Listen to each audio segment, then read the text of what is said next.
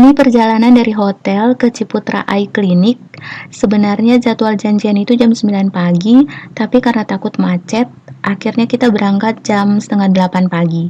Klinik Ciputra itu letaknya di Lotte Shopping Avenue, Jalan Dr. Satrio, Kuningan, Jakarta, dan hanya bisa diakses lewat lobi Mega Kuningan, atau lebih gampangnya lihat yang ada tulisan Ciputra. Karena kalau masuk lewat lobi lain, itu kemungkinan tidak bisa terakses ke klinik Ciputra karena mallnya itu luas sekali. Sebenarnya klinik Ciputra sudah buka dari jam 6 pagi, tapi karena mall baru beroperasi di jam 10, akhirnya security menyarankan kita untuk naik lewat lift barang. Karena kalau menunggu lift umum itu baru bisa buka jam 10. Sementara kita janjian jam 9. Akhirnya kita naik lift barang dan langsung ke lantai 5. Mall memang masih sepi, toko-toko belum buka, dan kita masih harus mencari letak klinik itu di mana. Ternyata luas banget, dan bukan hanya ada klinik mata saja, tapi semacam Ciputra Medical Center. Setelah bertanya pada resepsionis, kita diarahkan untuk scan aplikasi Peduli Lindungi dulu, lalu masuk ke klinik mata. Sebaiknya sebelum datang membuat janjian online dulu, karena kemungkinan kalau kita datang tanpa janjian itu bisa saja tidak dilayani, apalagi jika hari itu jadwal operasi penuh. Setelah menunjukkan bukti janjian online, kebetulan saya dengan Dr. Yudi Sianil, lalu akan dilakukan screening dan pembayarannya dilakukan lebih dulu. Pembayaran bisa dilakukan dengan kartu debit dan kredit, dan harus dipastikan dulu batasan limitnya berapa.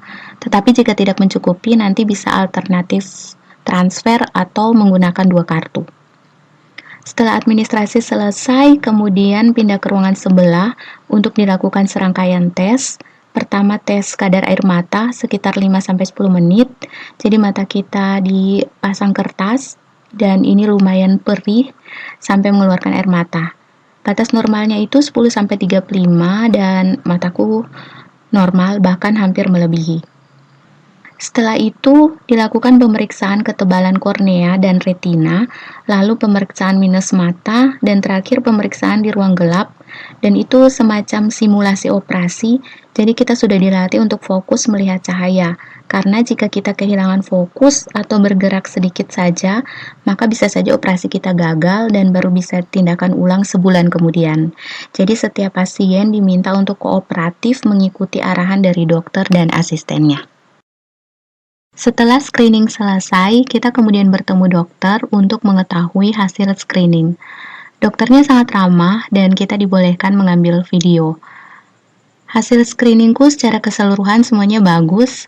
Ketebalan kornea bagus, retina bagus, kadar air mata normal, tapi sempat down juga saat tahu kalau ternyata minus mataku itu naik drastis dari yang tadinya minus 4 dan 5 silinder 225 naik menjadi minus 7 dan 8 silinder 225, dan yang saya tahu itu bisa jadi tidak layak operasi. Dan dokternya juga agak menimbang-nimbang, tapi akhirnya setelah dilakukan pemeriksaan lagi tetap bisa untuk operasi. Dan sebelumnya saya harus menyesuaikan dulu dengan kacamata ukuran baru, harus latihan melihat sambil berjalan biar ketahuan pusing atau pandangan kabur. Meskipun sudah booster, tapi karena harus masuk ruang operasi, jadi harus di-swab dulu. Biayanya itu 99.000. Operasi baru dilakukan jam 1 siang, dan kita sama sekali tidak dibolehkan mengambil gambar di ruang operasi. Operasinya sekitar 20 menit, dan setelah itu kita langsung diperbolehkan pulang tanpa perlu rawat inap.